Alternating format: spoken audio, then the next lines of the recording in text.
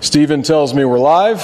It's, I don't know what time. We'll let it marinate a little bit. I'm sure some Arkansas fans want to get in these comments, make fun of us. We expect that. I'm Drew. I brought an air fryer to the game. That's weird. Got some Razorback nuggets I plan to eat. Not going to eat those. Zach and Jack. Tyler's here. That's cool. Kentucky lost. This sucks. We're eating a lot of crow. We were all very confident.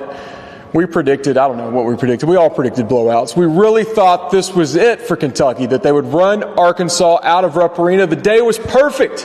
The weekend was perfect. The city has never been like this. Rupp Arena has never been like this. Everything was in place. The matchup was good. Arkansas is not good. This was supposed to be a celebration of Mark Pope and how we won the breakup, right? No. Arkansas comes in here, wins the game, and now we're talking to you in the middle of the night just to complain. Where do we want to start? Yeah. Zach's fired up about the NBA news. We'll get to that. I drove up for this. I came all the way up for this. I was so excited. I was in the arena in 2001 when Rick Pitino came back as Louisville's coach, and it was awesome. And this place was awesome tonight. Before the game, the first 20 minutes of the game, it was just awesome. Fever pitch from a crowd, just absolutely unbelievable atmosphere, and then it just went dead. It just fell apart. What happened? Let's actually start with the atmosphere. We'll go chronologically before we go to how Arkansas learned how to shoot. Since it was a big talk of the week, the boo debate, there was some booing.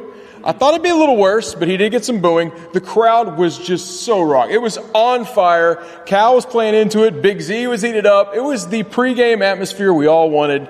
I've been to many of these. The Florida Nick Calathis one has always been my number one Rupp game. I think this was better than that. I think this was Rupp's fastball, and the Wildcats completely dropped the ball.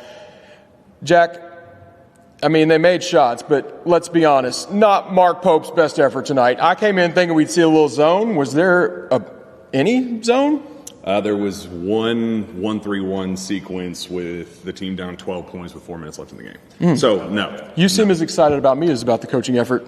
I just thought, Mark Pope has hit home run after home run after home run. Every big moment, every big environment, every road test, every neutral site test against, a team that's like, hey, can we live up to that billing? This was the first one. Yes, Arkansas sucks. Still suck. I don't even use this game as an example. This is a crappiness on Kentucky's side, not a, oh my gosh, now Arkansas has this resurgence, this renaissance under John Calipari. Forget all that. Arkansas stinks. I think for the first time in the Mark Pope era, he didn't understand the assignment. I think when you have a crowd at that type of level, that type of atmosphere where they are, you had students that were camping out since 7 o'clock last night. When you have that type of moment and your team comes out firing, they're making shots, it's a back and forth. And then once you get past halftime, it just feels like Arkansas is trending upward and just Kentucky sputters, and you don't feel like you have any answer on the bench. It just felt like Pope was sitting there watching the game unravel and go, yikes, I don't know how we're going to win this game. It felt like the moment was too big for him, and that hasn't happened under Pope. We've seen him lose in underwhelming games. We've seen the Vandy, Georgia, go down the list of the mediocre losses, but for the first time it just felt like it unraveled and he didn't know how to get it to stop. And that's deflating. I think Big Blue Nation wanted this one. This was the one they wanted from day one, and Pope knew that. Pope, the day of his press conference, saying, we're going to win SEC tournaments. We're going to have to do this. He checked all the boxes that day, and this was clearly the one that fans wanted more than anything, and just didn't feel like we got Pope's best effort today. The lineups were wonky. Colin Chandler played a lot of minutes. He's getting it online. I thought defensively he was pretty good. I know you don't want to look up and see Colin Chandler played 19 minutes when he hadn't played much this season. Defensively, he was doing some good things. Offensively, he had a few moments where you just throw your hands in the air. The lineups were, he's in with Travis Perry at times. I know they're shorthanded. Lamont Butler, we'll get to that. Big deal not having him. But it just felt like, sometimes it's like, will you just put the best players in? There were so many head-scratching moments where you're like, why is this guy on the floor? Why aren't we just feeding Amari? It felt like Amari could do anything he wanted on Big Z with that size advantage. It's just, you think you find something they have, and it's like, well, why are we doing this instead? Yeah, I do want to defend Colin Chandler because he's getting roasted online, and this game is not on him remotely. Like, his defense on John L. Davis in the second half was awesome. He was the only guy on defense that was actually fighting through screens, trying hard, hustling, doing whatever he could to prevent John L. from scoring. I think he only had 6 points after a 12-point first half, held him to under 50% shooting. So yes, the offense was bad. He had one good finish at the rim, but other than that, he still is just not ready, not there yet. But his defense was good, so he needs to get a little bit of some flowers for that. 17 minutes for him is too much, though. Travis Perry, just not a game for him. The rotation was small already to begin with. I mean, Andrew Carr's already limited. No Lamont Butler. You're kind of only down to like 6 guys that you can really kind of depend upon, and one of them was Brandon Garrison, and he really didn't show up either. This was like your 5 starters. That's all who contributed tonight. Jackson Robinson had a decent game. He had 20 points. It felt like a very quiet 20 points, if I'm being honest, though. Amari Williams was brilliant. This might have been like he's having his best game of the season every game at this point. Like, he had his first 20-10 game of the season, 4th of his career. Big Z was literally scared of Amari. Like, some of it was foul trouble, but Amari was. It's funny that Big Z is probably 3 inches taller than Amari. Amari probably weighs twice as much as Ivisic, if not more. Was just bodying him, bullying him. It became to the point where it's like, well, I guess just feed the ball to Amari Williams and we'll have him try and save Kentucky. The game flipped when it was down to 6 with maybe like 8, 9, 10 minutes left in the game. Arkansas goes on a 5-0 run, capped off with an Ivisic 3. That was the moment where I said, you know what? I think they actually have lost this game. The Big Z dagger. The Big Z dagger. We've seen it before. You have Lamont Butler. I think Kentucky wins this game. DJ Wagner just royally got up on both ends of the court. He was great. I think he ended up with like 8 assists or something like that, maybe 1 turnover. He was awesome. Kentucky had no answer for him. And then on defense, he was just up in Jackson Robinson's grill the whole time, making any life just – the ball pressure really just got to Kentucky. It made it tough to initiate the offense early on. I feel like I could just sit here and talk for do you got a therapy chair or something here? I could just sit down and vent about this game because it really was. Yeah, there you go. Perfect. There's our therapy chair. That therapy chair is actually sponsored by Friends of Cole. Get that in. I didn't forget before I keep talking. Not forget, but that's our Friends of Cole therapy chair. Zach's going to sit in it. Check out Friends of Cole. Check out their website. They talk about all the great things of what Cole does for Kentucky and how you can help out at Friends of Cole. I'm not friends with anyone right now because I'm still depressed. Can we talk big picture, not so much about this game, and just what it meant that John Calipari got to come in here and have this moment? Did you have a little bit of a smirk? Can I cuss on here?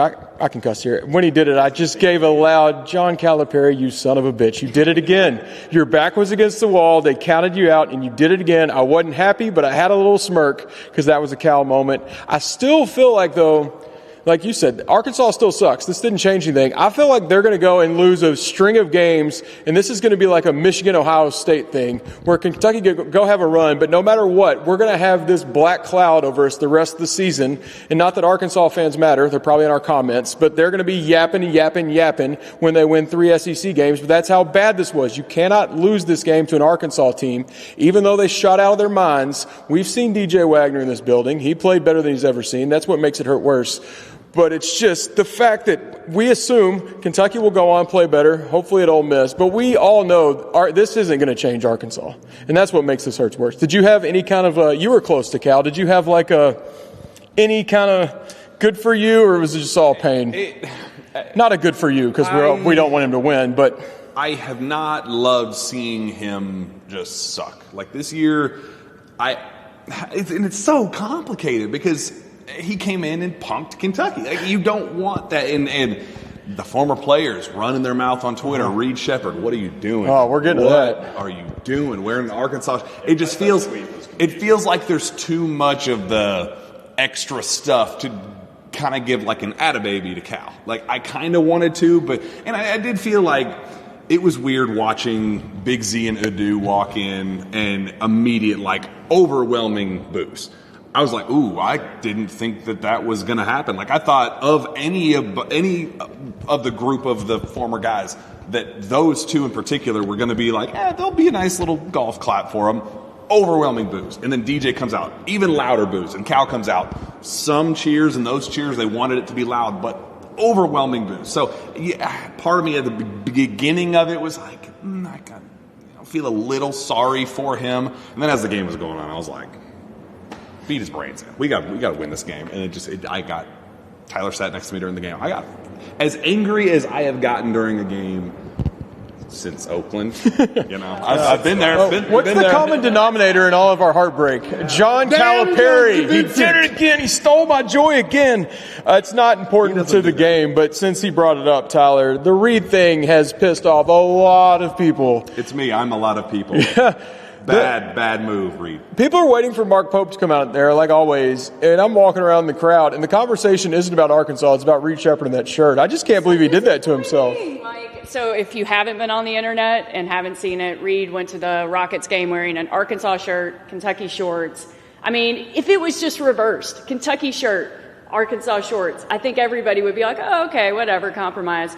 And then Arkansas's social media team just seized on it and put that picture with hogs on top as a caption, sent it out after the game. It was a good tweet. But I mean, what do you think in Reed? Like, come on, man. Like, it's salt in the wound. I just hate it. I think people took it as symbolic, as one of us is more of in the Cal machine, I mean, but I mean, he's rocking the Cal. Everyone thought Reed was one of us. He didn't play him. You still were a lot of picks. You fought through it. Everyone thought Reed was all Kentucky, and to him put that on. I mean, this doesn't have much to do with tonight, the game, but people are so pissed off about that right now. Maybe it'll wear off and it's just a piling on, something else to be mad about, but. Well, we saw Stacy wear the Arkansas shirt back in the day, but and I told Tyler this, it kind of had a feel of well, that's her baby boy. That's where her baby boy got his first chance. That was the coach that gave him that helped him become a number 3 pick. I can understand how the parental side of things would work and be like, oh well, I'll always have a soft spot in my heart for Cal, but I'm just a good old boy from Kentucky. I'm just a kid from the 606. I love, playing all the hits year after year after year since he was in 8th grade about becoming a future Kentucky Wildcat. And then the first time we have hey, pick a side, bro. You're either with us or against us. He's like, Arkansas, right here. It's like, bro. And Stacy's was like a photo at a restaurant. It's like maybe Cal just sent him a care package. She threw it on. Reed wore that to play for the Rockets, knowing that was going to be a thing. It was a statement. And now Arkansas gets to have that fun. We'll get a little more to the game, what it meant, but since we're on the NBA, just get out of the way. I know it's killing you. He's like, oh! I'm not going to talk long because my thoughts, I still don't know what they are on we it. have the Friends of Cole chair if you need to sit in it. If I did, I'd fall asleep. Anthony Davis is now going to the Dallas Mavericks for Luka Doncic, who is now going to play with pretty much his clone in LeBron James.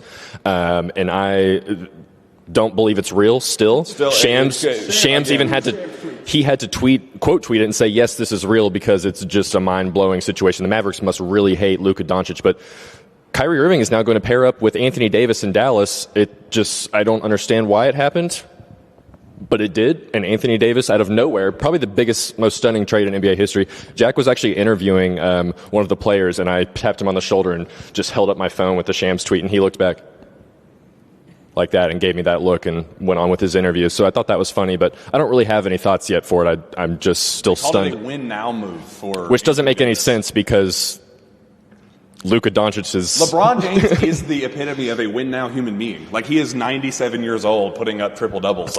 Yeah, but I want to go back to the Arkansas game. Yeah. Because what's Kentucky's win now move? The win now move is get Lamont Butler back because otherwise... And how do you feel about that? Pope's quotes did not inspire much confidence at all in the fact that he might be back this season, if I'm being honest. So we'll see how that plays out. Really needed him tonight, but Arkansas just shot their brains out. That came out really wrong. That's not what I meant to say. They shot the lights out. No, that's me. That's me here in an hour. They shot the lights out. I mean, they went 13 for 25 from 3. They scored 89 points. Sorry. Dark humor. It's late. The most points they had scored in an SEC game this season was 74 against LSU, and they lost that game. They scored 89 points in Rupp Arena in literally the most exciting atmosphere that I've ever been in my however many years coming to Rupp Arena covering games and just watching as a fan. they shot the ball more confidently than they have all season long. They scored like 40 points. They've scored 40, 50 points in games this season before. 89 points in Rupp Arena. Like, this was a game where Kentucky was supposed to hold them to 60 and kind of try and make that 70th in the Ken Pom defensive rating go up to like 60. I do not want to look and see what it says right now because it might be in the hundreds.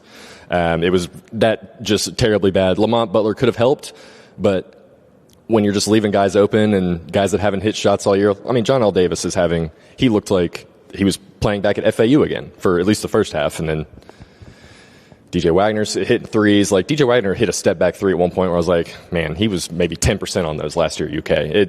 They hit a lot of good shots, and credit to them. Like, they made shots. Kentucky dared them to beat the math problem, and they did. Like, 13 of 25 is insane for them. I don't think they've had more than 13 in an SEC. I don't think they've had double digits made threes in an SEC game this season. So Kentucky's defense is just really bad, and I think it's been a problem, but it's almost scary now. One thing that I think really showed is Arkansas wanted it more. Oh, yeah. This to still align. It was one team Super Bowl and the other team wasn't. Which concerned me a little bit. He Yeah. said that they wanted it more. They're three. Sorry. We got one day more. 4. Ainsley Almanor in the postgame, he was asked, like, did it seem like they wanted it more? He said yes. He said they wanted it more. We just didn't fight hard enough. You got to get up for this game. It almost felt like maybe there was more pressure on Pope when you kind of look back on it now, because Calipari was the one in the spotlight all week long. He did a 17-minute interview with Jimmy Dykes, which I still don't quite understand all the stuff that he said in that because it really blew my mind. But Pope had to win this game. It was kind of house money with Cal. If he wins, it's a bonus. If not, it's whatever they're supposed to lose. Pope had to win this game. It almost felt like I think Jack even kind of mentioned it earlier, they were playing nervous. They were scared. It trickled down to the team or to the players. This is a very good learning experience, though, if I can try and twist it into some sort of positivity. This is a very good learning experience because you understand the assignment. You know the assignment it's going to get tougher and tougher. So how do they respond? How do they play at Ole Miss on Tuesday? I think it's going to be really interesting. Jack, what's up with these wonky stats with the Pope killing the top 25 teams and losing to the unranked teams? It's truly unbelievable the ups and downs that they've had so far this season. 6-1 against top 15 ranked opponents. 1-5 against unranked Power 5 programs. Like, what? How do we get there? Like, I don't understand. And I asked Brandon Ramsey this. I was like, is there is there a specific reason? And I don't know. I don't know how we get there. I think my biggest takeaway from the game, this is going to be a little bit controversial. You know who the MVP is of the game? Wait, let me guess. Is it a player or a coach? Is it Chin Coleman?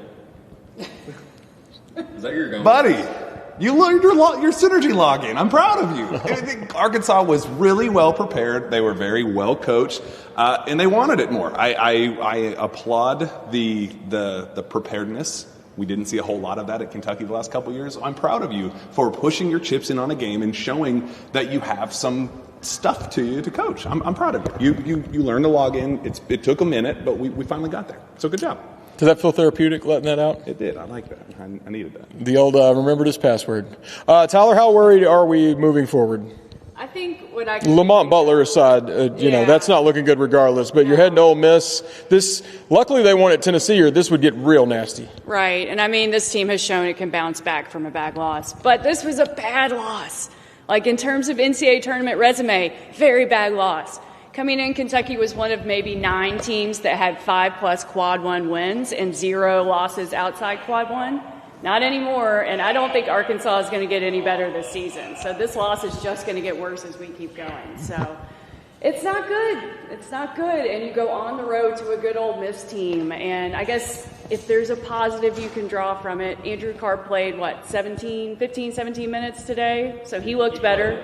Yeah. He played. He made a shot. Big he was out there. So that's a positive.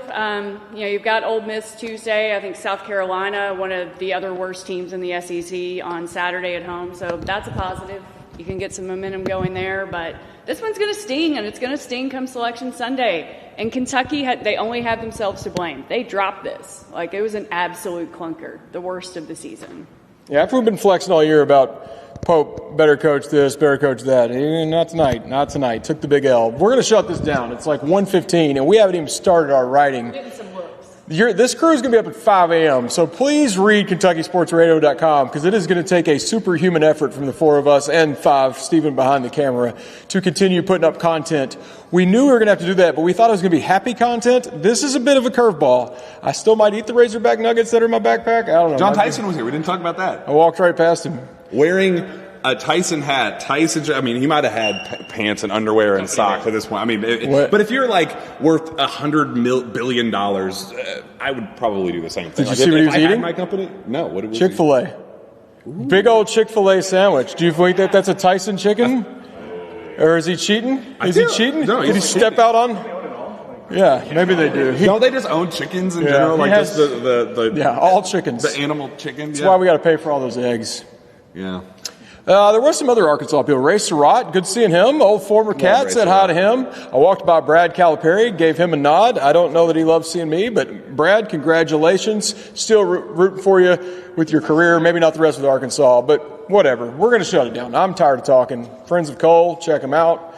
Arkansas sucks. Maybe Kentucky does too. Who knows? This is the worst night in Kentucky basketball.